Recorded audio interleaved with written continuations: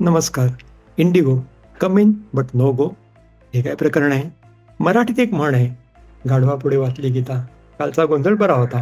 गेले काही दिवस भारतातल्या वेगवेगळ्या विमानतळांवरती विमान प्रवाशांचे जे हालापेष्ट झाले आहेत, जो त्रास झाला आहे, तो बघितल्यावर ही म्हण आठवणार नाही तर दुसरं काय? आता ह्याच्यातून एक दुसरा प्रश्न उद्भवतो, जे काही गेले आठवडाभर चालू होत आहे, ते टाळता येण्यासारखं होतं का? निदान काही प्रमाणात तरी त्याचं उत्तर हो असं देतं. हे का झालं? हेच आता आपण बघूया आणि काय करता येईल त्याचाही विचार करूया. इंडिगो ही भारतातली प्रथित यश किंवा लीडिंग विमान कंपनी आहे.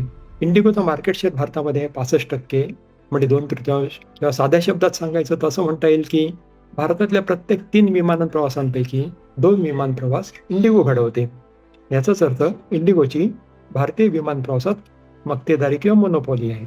मक्तेदारी हा जो प्रकार असतो, तो त्या पर्टिक्युलर बिझनेससाठी, त्या कंपनीसाठी नक्कीच फायदेशीर असतो. पण समाजासाठी किंवा देशासाठी तो त्रासदायक ठरू शकतो, जे गेल्या आठवड्यातल्या घटनांनी सिद्ध केलं आहे.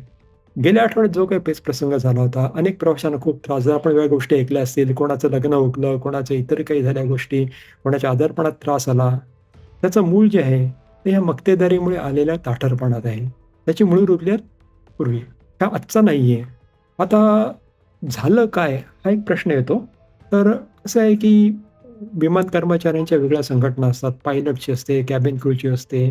तर या संघटनांनी DGCA म्हणजे हवाई वाहतुकीचे जे नियमन मंडळ आहे, त्यांना विनंती केली होती, की आमच्यावरती कामाचं प्रेशर फार असतं आणि हवाई प्रवाशाच्या सुरक्षिततेसाठी म्हणजेच जे विमान प्रवास करतात त्याच्यासाठी हे तेवढं योग्य नाही आहे.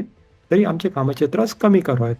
DGCAला ते पटलं आणि त्यानुसार DGCAने नवीन नियम लागू केले.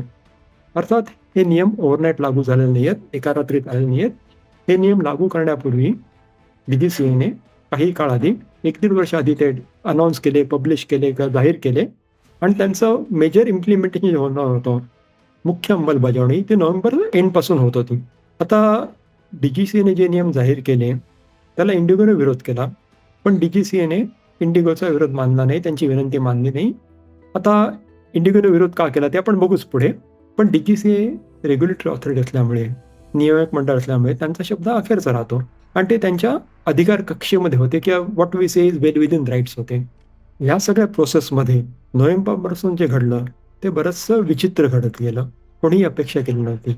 एक प्रश्न जो असा होतो की जे काही चाललं होतं ते हवाई सुरक्षेसाठी आणि विमानाचं पण संरक्षण, प्रवाशांना देखील संरक्षण असं असेल तर इंडिगोने याला विरोध का केला?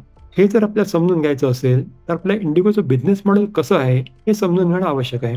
आता प्रथमच ही गोष्ट स्पष्ट करणं आवश्यक आहे की कोणी जे उद्योगधंदा करतं, बिझनेस करतं, ते फायद्यासाठी करतं आणि त्याच्यावर कोणीही तक्रार करू नये. नवीन नियम जे होते, ते जे आणले गेले आता, त्याच्यात असं होतं की साधारणपणे पायलट आणि कॅबिन क्रू यांची विश्रांतीची वेळ वाढवली होती. साधारण 25% आपण धरून चालू. आता 25% जर आपण विश्रांतीची वेळ लोकांची वाढवली, तर त्याचा दुसरा अर्थ असा निघतो की एरवी जिथे तुम्हाला 100 वैमानिक लागतात, तिथे तुम्हाला 1,200 वैमानिक लागणार. जास्तीचे वैमानिक म्हणजे जास्तीची सॅलरी आली. पगाराचा खर्च कंपनीसाठी वाढला. दुसरं असं आहे की वैमानिक म्हणजे असं बाजारातला भाजीपाला नव्हे की कधी जाऊन घेऊन आलो. वैमानिकांना ठराविक फ्लाइंग अवर्स मॅन्डेटरी असतात. त्यांचे वेगळे नियम देखील आहेत आणि त्याच्यामुळे ते ओव्हरनाईट किंवा पटकन होणं शक्य नव्हतं आणि त्या दृष्टीने DGCAने देखील विमान कंपन्यांना 1 वर्षापेक्षा जास्त वेळ दिला होता. दुर्दैवाने इंडिगोने ही गोष्ट पुरेशा गंभीरपणे घेतली नाहीत. ह्याचा रिझल्ट असा झाला, की जेव्हा हे नियम सुरू झाले, नियमांचं इम्प्लिमेंटेशन जेव्हा सुरू झालं, ते इंडिगोकडे साधारण 25% वैमानिकांची कमतरता भासू लागली. म्हणजे समजा इंडिगोकडे 100 वैमानिक आहेत, त्याच्यावेळी फक्त 75च आहेत. त्याच्यात असं झालं, की त्याच्यानुसार 25% विमानाच्या फ्लाइट्स म्हणजे विमान उड्डाणं इंडिगोला रद्द करावी लागली. ही विमान उड्डाण रद्द झाल्यामुळे ही विमानं जिथे पोहोचली असती आणि तिथून नवीन उड्डाण भरली असती, ती देखील कॅन्सल झाली. थोडक्यात पाण्यावर दगड टाकल्यावर जसे तरंग उठतात आणि ते सगळीकडे पसरतात, तसं विमान रद्द करण्याचं लोण सगळीकडे पसरलं. सगळीकडे गोंधळ तयार झाला. या सगळ्या प्रवासात सगळ्यात जास्त त्रास झाला तो विमान प्रवाशांना. विमानतळे सहसा कोणाच्या घराजवळ नसतात. दूरवरून आलेले विमान प्रवासी चेक इन करून, सिक्युरिटीचे सोपस्कार पार करून, बोर्डिंग गेटजवळ पोहोचले होते आणि त्याआधी त्याने आपलं चेक इनचं जे सामान असतं ते विमानकडे सोपवलं होतं. तिथे बोर्डिंग गेटजवळ पोहोचल्यानंतर ऐन त्यांना सांगण्यात आलं की तुमचं विमान उड्डाण रद्द झालेलं आहे. आता ह्याच्यावर विमान प्रवाशांचा संताप झाला नसला तरच नवल. आपण थोडासा विचार करूया. असं असतं की विमान उड्डाणाची वेळ असेल समजा प्रवासाचा कालावधी समजा 1 ते 1.5 तास जरी असला, तरी सुरक्षा आणि इतर वेगळ्या प्रोसेससाठी विमानतळं 2.5 ते 3 तास आधी पोहोचावं लागतं.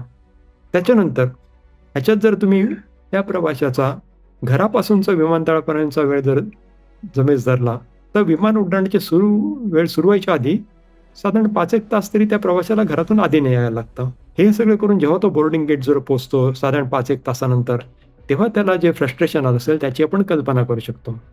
त्या प्रवाशांचा जो उद्वेग होता, जो संताप होता किंवा त्यांना जे प्रश्न होते, त्यांना इंडिगोचा काउंटर स्टाफ समाधानकारक उत्तर देऊ शकत नव्हता. आता हे बोलणं सोपं आहे की त्यांनी उत्तर द्यायला पाहिजेत, पण प्रत्यक्षात तसं होत नाही. आणि दुसरं म्हणजे सगळे प्रवासी सारखे नसतात. काही प्रवासी थोडेसे आततायी असतात, काही संतापी असतात, काही शांतपणे घेतात. ते वाटतं तेवढं सोपंही नाही आहे. ह्या सगळ्या गोंधळातला सगळ्यात मोठा विरोधाभास काय होता? तर तो हा, की नवीन नियम जे आणले होते, ते हवाई सुरक्षेसाठी म्हणजेच विमान प्रवाशांच्या फायद्यासाठी होते. झाले नेमके उलट. इथे 2 प्रश्न पडतात ज्याची उत्तरं इंडिगोकडून यावीत अशी अपेक्षा आहे. पहिला प्रश्न असा, की हे नियम तर इंडिगोला माहिती होतं. त्यांचं इम्प्लिमेंटेशन किंवा त्यांची अंमलबजावणी केव्हा होणार हे देखील माहिती होतं. इंडिगोकडे पुरेसे पायलट नाहीत हे देखील इंडिगोला माहीत होतं.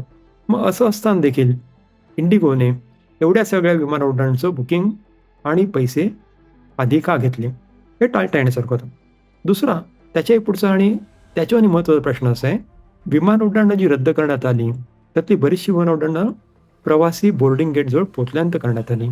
आता इंडिगोला कल्पना होती वैमानिक नाही आहेत, विमान उड्डाण कॅन्सल होणार आहे, तर कमीत कमी 8-10 तास त्यांनी जर आधी प्रवाशांना कळवलं असतं, तर प्रवाशांचा कितीतरी त्रास, हाल, अपेष्टा, त्रेधा, तिरपीट वाचली असती. इथे कुठेतरी आपण ज्याला एम्पॅथी म्हणतो, की दुसऱ्याबद्दलची सहवेदना, त्याचा अभाव दिसतो. अमेरिकेत म्हणतात कस्टमर इज किंग, म्हणजे ग्राहक राजा आहे. दुर्दैवाने अपवाद वगळता आपल्याकडे कस्टमर सर्व्हिसचा फारसा प्रकार दिसत नाही. हिंदीत तर असं म्हणतात, की जो कष्ट से मर जाता है, उसे कस्टमर कहते हैं. मराठीत देखील ग्राहक राजा जास्त करून गिऱ्हाईकच असतो.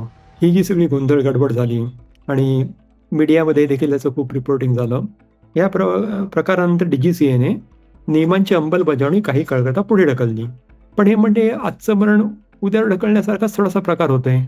जोपर्यंत आपण कोणत्याही प्रश्नाला उत्तर शोधत नाही, तोपर्यंत प्रश्न तसाच राहणार आहे. मुळातच विमान कंपनी हे खूप जास्ती झगमगाट, पण हाताळण्यास तेवढेच कठीण असं एक विचित्र माध्यम आहे. बरेच लोक ह्याच्या ग्लॅमरला किंवा झगमगाटाला भुलून याच्याकडे आकृष्ट होतात.